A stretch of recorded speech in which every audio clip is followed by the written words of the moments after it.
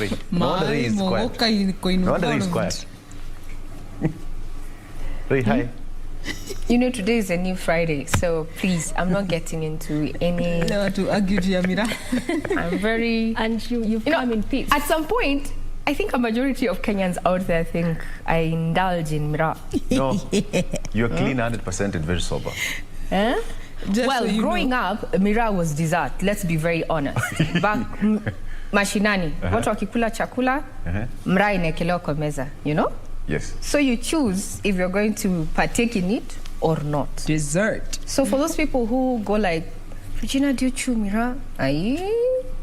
You're not saying that on national television. Anyway, it's green gold. Leave us alone. Yeah, it's green gold. But now talking about people who do not honor their promises. Yes. The only fundi, and I know it will be arguable, yeah?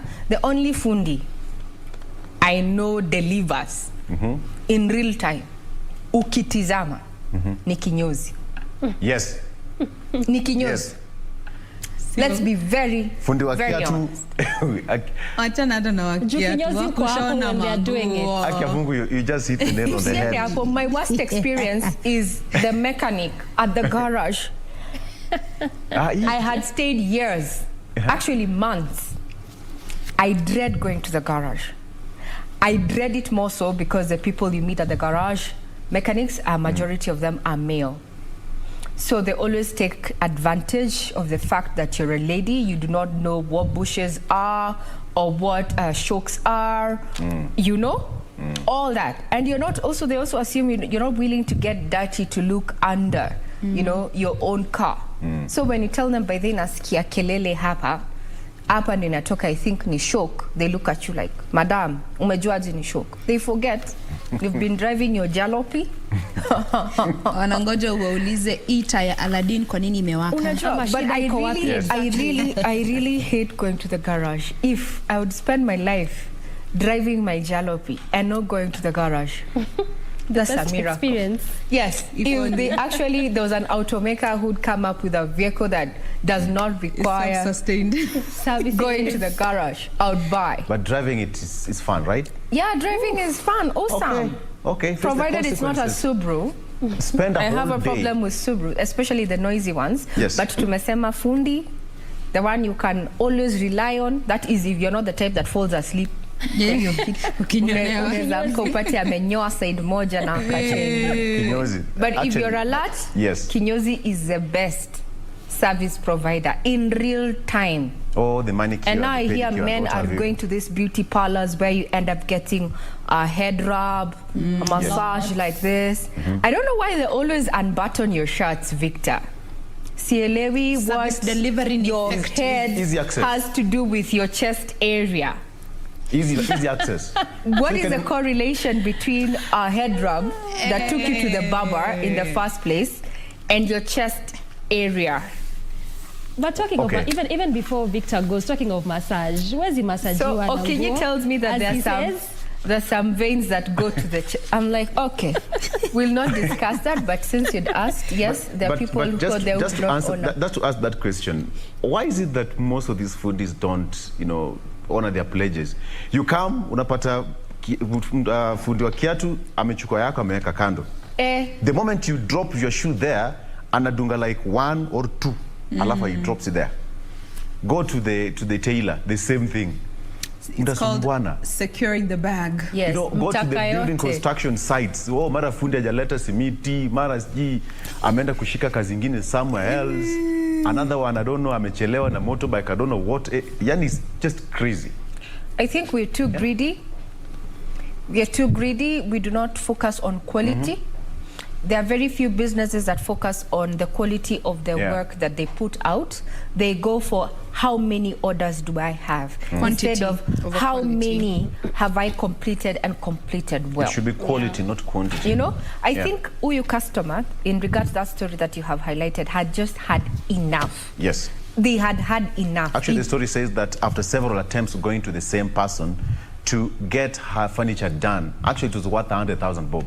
So she made several trips. Hey, Nyaje, where is my table? Where is my this and that? Like, okay, fine, so to the continue. But also the state of perhaps economy and sometimes trying to also get something here. And there's perhaps also what makes a lot of fundis do that. Just the way you're mentioning, you want to do everything. For me, that's not an excuse, Doreen. No, I'm not saying it as an excuse. I'm saying as what most would say, that as to why they don't deliver and give their best and do these things on time. Come on, daktari. Let me give an example. Or even, just before you give the example, some would even say, mimi kwanza mpaka ulipe kila kitu, that's when I'll do it. You see, and sometimes you really also want to see that work, then pay for it.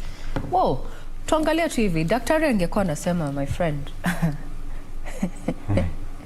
sikupei dawa, anakuja napea Victor, anangojea anachukua anaona Regina consultancy, but they do not dispense the meds.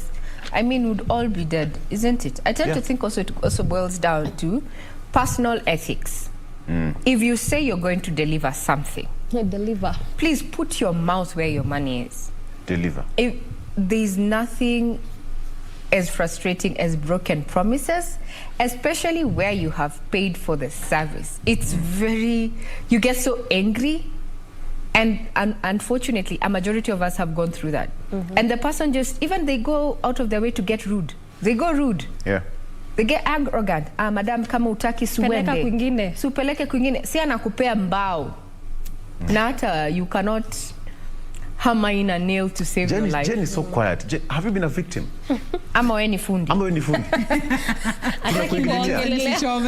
Jen, good morning. By the way, the rate amenyamaza. Amenyamaza. Jen, we apologize. And the service industry is huge. By the time I take something for a repair in my house, lazima nikuwe nimejaribu kuifix. No wonder. Tunaongea ukweli. But I'm quiet because I'm going through this story here. I'm sorry to just change the topic about this Malian lady who gave birth to 9 babies. Nonuplets. Hey. Nonuplets. She's 25, mind you. Does Okinyi know the meaning 25 years. She's 25 years old. She's married. Wow. She gave birth to 9 babies, nonuplets, 5 boys and 4 girls who are all doing well. Wow. There's only one other set of nonuplets that is known, and this was recorded. It's actually in the Guinness World Records. It was from a US woman back in 2009. She had 9 babies, but 1 died. She still held the record. And previous to that, there were 2 sets of nonuplets. That is an Australian woman in 1971 and a Malaysian woman in 1999. But sadly, none of the babies survived. According to the world records, the octuplets, the 8, they're now 12 years. They're the only set that is known to have survived this long. But coming to the case of this Malian lady, she's called Halima. She was a subject of fascination in Mali to a point where the government actually intervened to because they were concerned about the pregnancy. It's a high-risk pregnancy. Any multiple pregnancy, by the way, it is automatically considered high risk. So the government even intervened when she approached. The day she was set to have the babies via CS, she was taken to a government hospital in the capital city for 2 weeks, and later she was transferred to Morocco, where she stayed for another 5 weeks until the babies, where the babies have been recuperating very well. But the doctors only knew of 7 when they were doing the scans. Walikuwa wanajua tu wa 7 septuplets. Only for them to operate, wakishatoa 7 kupata wengine 2. But so far they're doing well. All the babies have survived. That is definitely some good news, and they're now 5 weeks old. Now, such a rare, very 9 rare babies. case. Mimi nawaambia niko na moja mdogo. Very rare cases. Niko na kamoja kadogo. So imagine 8 more of that in one go. And you're a first-time mom, because she's also a first-time mom. Otisa. tusemeni hivi. And I want to say this bila fear or favor. No one is going to take me or shake me from this, what I'm saying. Whatever you say against, maybe Father in heaven. against you. Father in heaven, you know me and my shortcomings. You know me with my anxieties and fears. Please, God, don't bless me with 9 children. Go. You thank him, but... Amen. 9 of them at one go. 9. Me nawambia, my baby will be turning 1 soon, and I can't remember. The past 2 years, I have not slept for more than 6 hours a night. Nata hiyo 6 hours, unalala ukiamuka. Sasa imagine uko na watisa. She needs support. You see, when I read this story, I got goosebumps. 9. Literal goosebumps. 9 babies. Mwananile mmoja akianza kulia, mwingine pia anaanza kulia. So which one do you attend to? God said, go ye and fill the earth. God, I am grateful for the ones that you have so far given me. I beg. Distribute the 9 that you'd have given equally. But also, to those who do not have, Doreen, wacha ninaomba. Doreen, unaombea Doreen? Yes. Distribute them equally among the acquaintances that I know, the relatives that I know, the ones that have been needing children. Bless them. Pray, bless them, dear Lord. Di, unasemaje hii maneno? Sema amen. I've heard someone saying they are aspiring to be a father. I heard them. Say amen. I just say, like, what? This is... Say amen. Doreen, we want to say amen first before I continue. Okay, amen. But not at one. At one go. You know me, actually, my impatient... naturally, I have some impatient characteristics. So I'm imagining 9 children. Now we anaanza kulia mimi. I don't know. But again, also you realize, no, right before you go, you realize when God gives you something, he knows you can handle it. Yes, so. And patience comes with motherhood. Hata kavenya Jane anateta hapa ama nakome. Trust me, grace comes from within because mothers are to nurture. Victor is silent, and I like that he's silent because in as much as it's usually a partnership, but when it comes to nurturing a child, it's the role of a mom. Congratulations to this mother. I was quiet for a reason. 9 children is not a joke. Basically, it's the women who bear the bigger chunk of an upbringing because naturally fathers are hunters and gatherers. You wake up in the morning, you're going to look to fend for your family, to provide for them. So the person who is going to be there with the kids constantly is a mom. In most occasions, and I have to say here, during the show, anytime we have a break, either Ray will pick a call from home, something has happened, or Jane will pick a call from home, something has happened. It's a constant job. You can never have a holiday from parenting. So never. To mothers, I mean, you just Mother's Day and to that lady, by the way, it's a record. And to take care of 9 babies, we just pray that they'll live to see the light of day and they'll grow up to be strong people and good people. All right? To Manchester City fans, congratulations. You beat PSG 2-0. Congratulations. All right? Happy Mother's Day. Happy Mother's Day. Chana neo musteria Manchester. Happy Mother's Day. Okay. We take a short break. All right.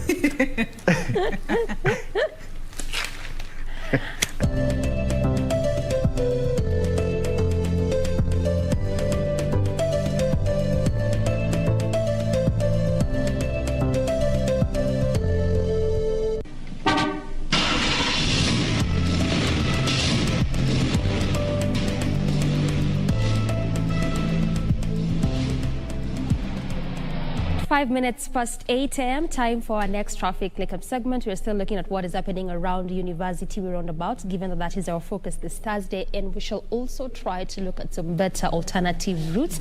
If you can remember earlier on, there was a bit of a traffic throughout the entire roundabout that had just begun to slightly build up on that same roundabout, but right now things are really getting thick, and this is actually on that section as you get to branch off from the roundabout heading to one of those slip roads there, which is near Rere Road. And also this is actually one of those good alternative routes, but right now really thick on that particular road. Again, also one of those roads that only serves private vehicles.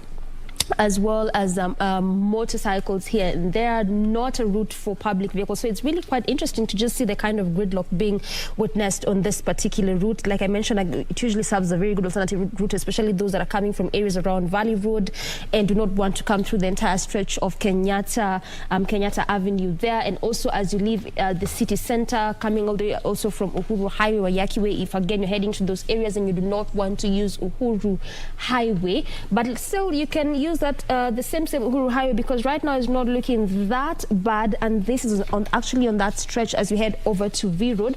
On the other side is just where really is building up, moving at a very, very slow pace. The same is also being witnessed throughout the entire roundabout.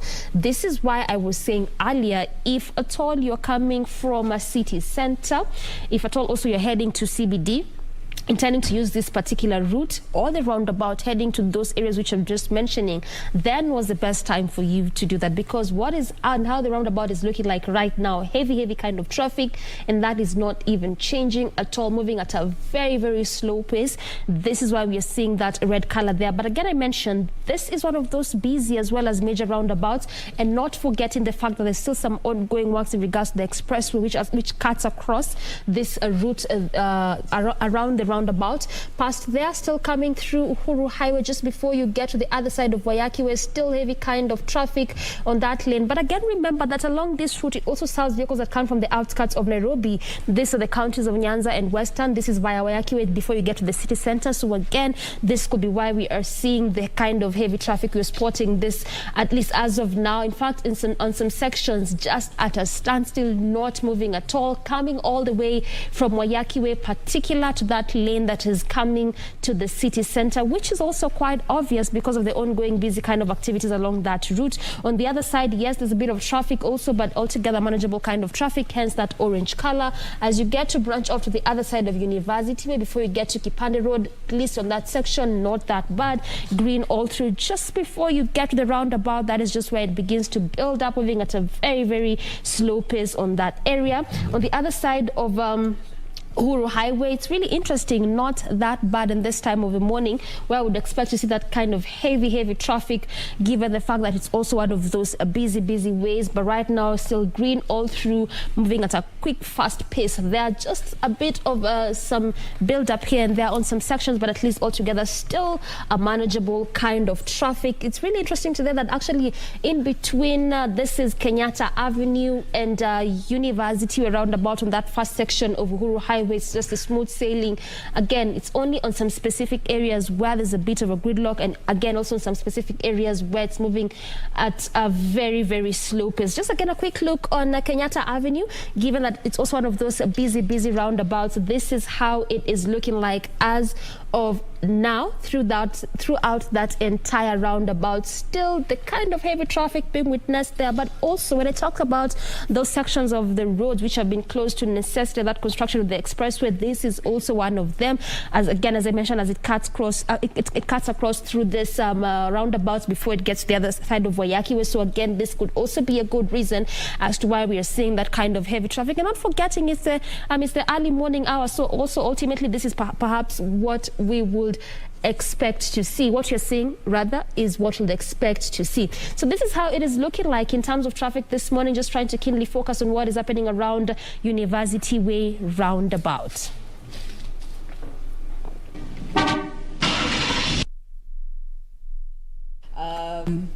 To have a quick look before we get to wind up. Ama vipi? Exactly. All right.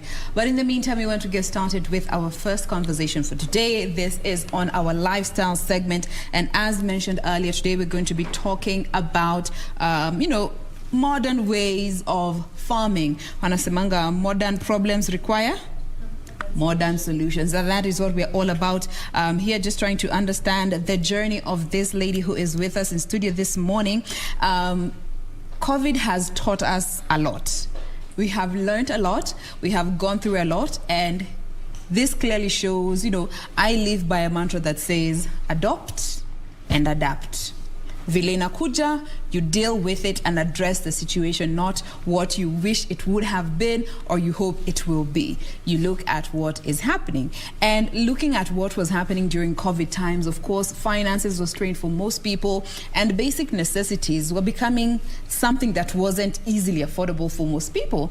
And there comes in this beautiful lady who decided, by the way, COVID,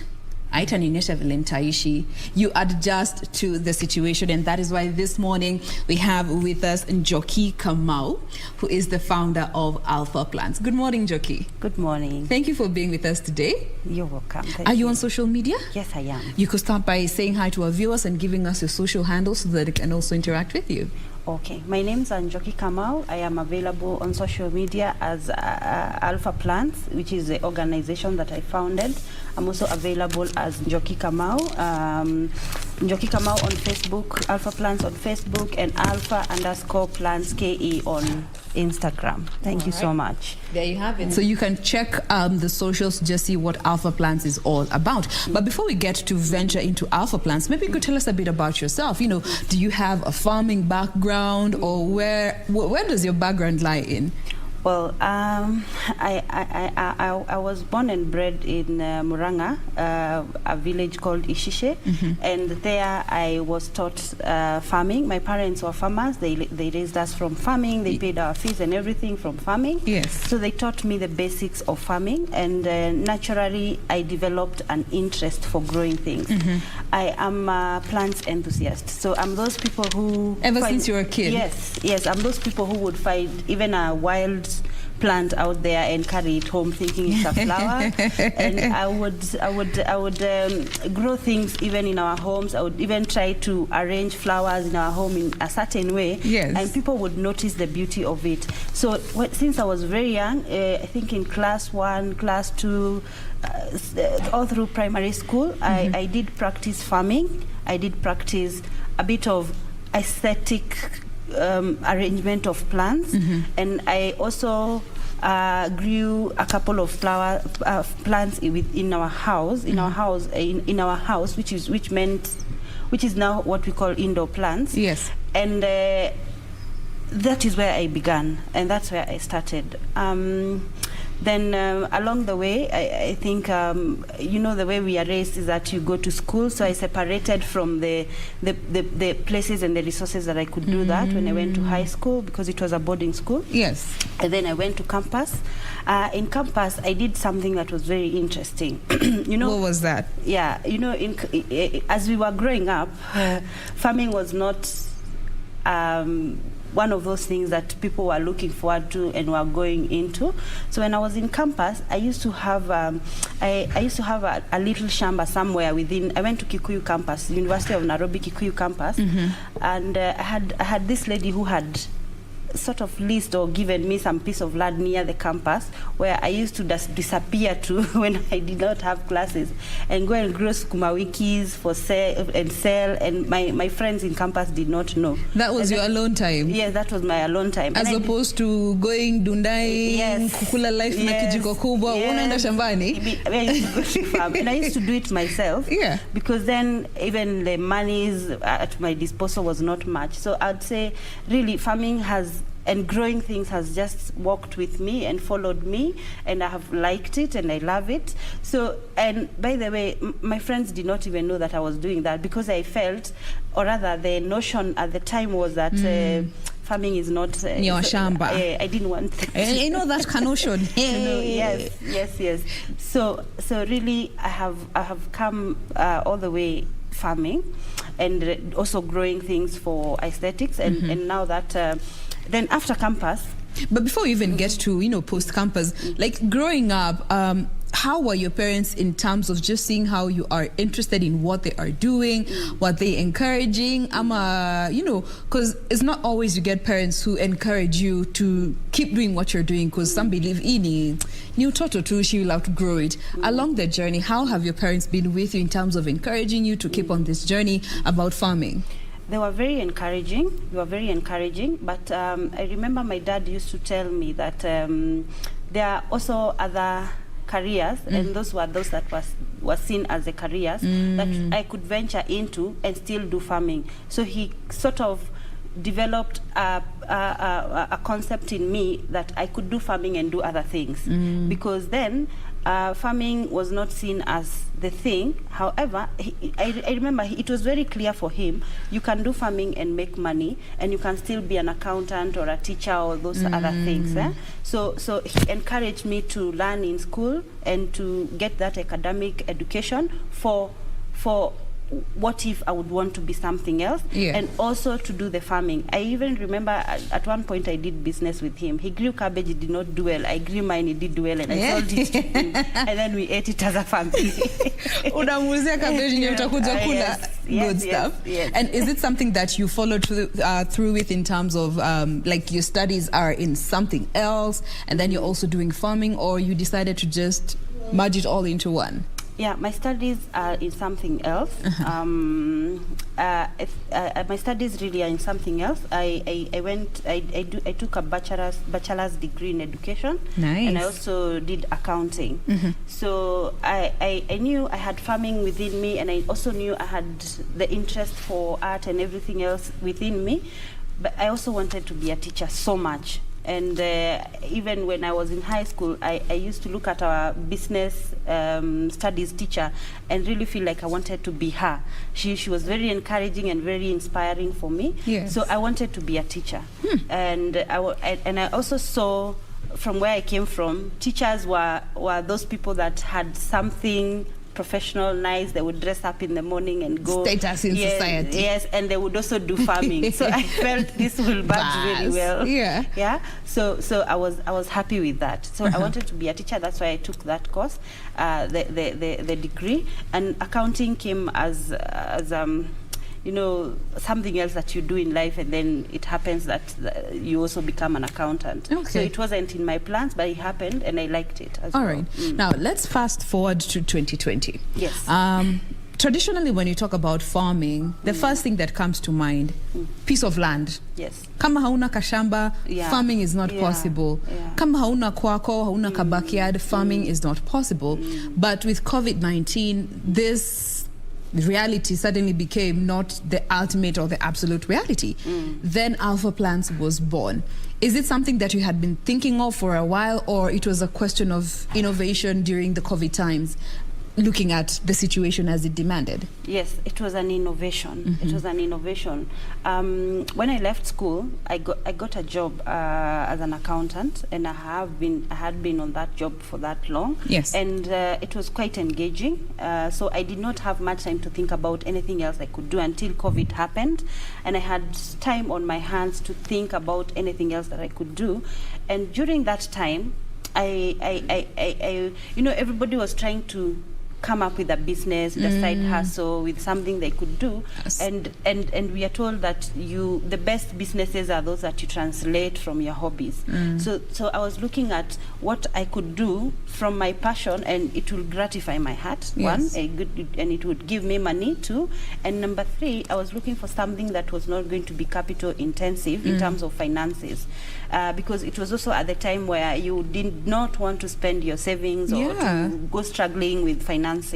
So that is how I came up with Alpha Plants. And I sat down through a business strategy, and I saw that I could do urban kitchen gardens, organic urban kitchen gardens, and I also realized that I could do landscaping.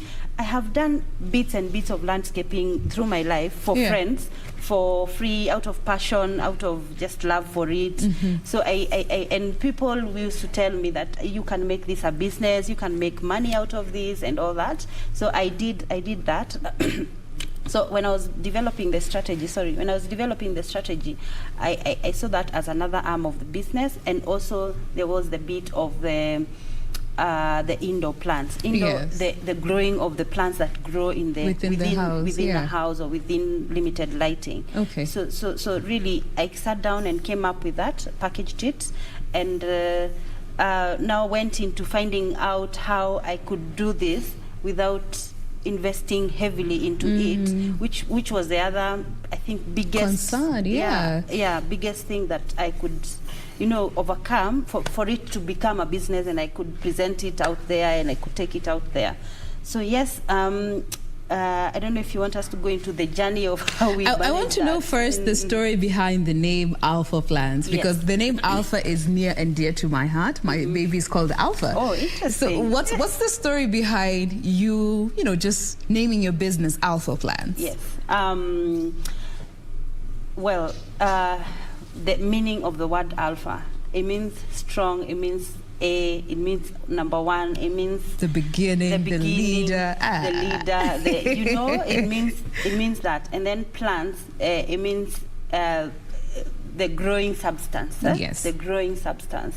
So for me, my business is not limited to food or to flowers or to grass or to trees, traditional fruits, trees. It's not limited to any of those. It covers all those, and so that's why I chose the word plants, because they fall under that. They are all plants. The huge category.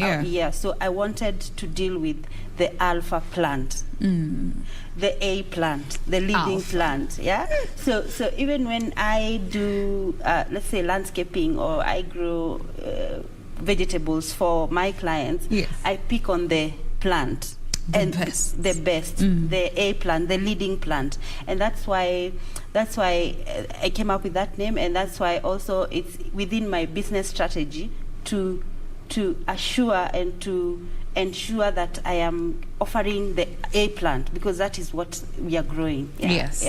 Team Alpha all the way. Yes. Now let's you decided to venture three-way. You know, you have mentioned landscaping, urban kitchen gardens, and indoor plants, and this came as a result of adjusting to the times that we are in, that you came up with the entire business concept. But looking at how you had to adjust to all this as an individual before you venture out to offer your services, compared to how you were traditionally used to doing your own thing, unapata kashamba pale, you dive into it, plant your skumas, your spinach, whatever you do there, and you go about your business. But now it's a whole new concept. Was it hard to like shift to these urban ways of farming as opposed to how you were used to traditionally? No, it was not hard. What I needed to do, and what I did very quickly, was reading a lot. I read a lot. I went into a lot of research, and I did a lot of seeking partnerships that were already in that business, and that's where I was getting most of the information. So it was not hard per se. It was just a lot of work, a lot of work within a short time, because I also understood that at the time people had just had this disruption within their lives, and they needed something to keep them going, and they had just started embracing gardening, and I wanted to be the hand holder into the gardening. So I had to learn really quickly for me to fill in that gap. For me to fill in that effectively gap, for that matter. And for me to be available with the right information, you know, very, very efficient within that space. So really it wasn't as hard. It was a matter of a lot of learning, a lot of relying on the social capital within the plants field for me to be able to fill that gap. All right. Now, are there some mistakes that you made that you hadn't prepared for? And especially looking at this urban, because now you're narrowing down to something that you're going to be offering people. Are there those mistakes that you made when you were beginning that maybe somebody who's watching us today and they're thinking of going this urban, you call it urban kitchen? Organic kitchen gardens for urban homes. Yes. For somebody who's looking to go that direction, you know, just plant their herbs, spinaches, greens, kidogo kidogo. Those mistakes that you feel, or rather you made, I don't know, maybe you'll tell us about this, that you can help them avoid. Okay. Yes, I did. I did with my first trials. I think there were about 3. I did make a couple of mistakes. Mistake number 1 was I was setting up a garden, and it was my first garden on a balcony, and it was in a wooden structure. So we were the frame that was holding the soil and all. Yes, the soil.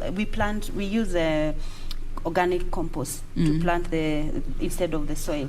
So as I put everything together and did the plants, I did not know that I'd gotten, like I told you, I had to get very quickly into partnerships with people. So I partnered with someone who runs a carpet, who is a carpenter. Okay, yeah. So they do woodworks. So they were the ones that were making for me the gardens. And I did not know the type of wood.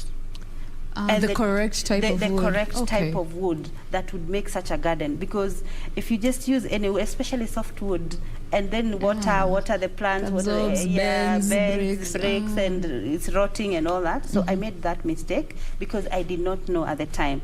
But we corrected that.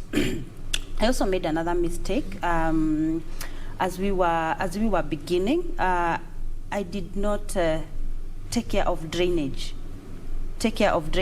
Because remember, plants have to be watered. Okay, so if you're putting up something for someone at an apartment's balcony, you will need to think about when they put water in it and it drains out, where does it go? And you know, it's going to be not so clean water. Not that it's dirty, but it's, you know, it can be messy. Shamba unamwaga tu maji and the earth does what it needs to do. Yes, here it's on someone's balcony. So those were some of the things. Yes, I have installed this beautiful garden. It's doing very well, but then again, it's messing the floors and everything. The aesthetics of it. So those are some of the mistakes that I made, and I learned from them, and now I have managed to correct.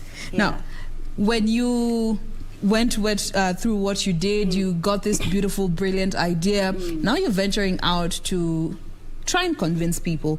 Was it easy to get people on board to adopt this new way of farming? Because for most people, we live in apartments, blocks, there's no even space to plant anything. And when you're thinking your balcony, it's the only private place you have. So you wouldn't want to have a mini farm there. How was it trying to get people on board and to, you know, buy into this idea? There are people who naturally love gardens. Yes.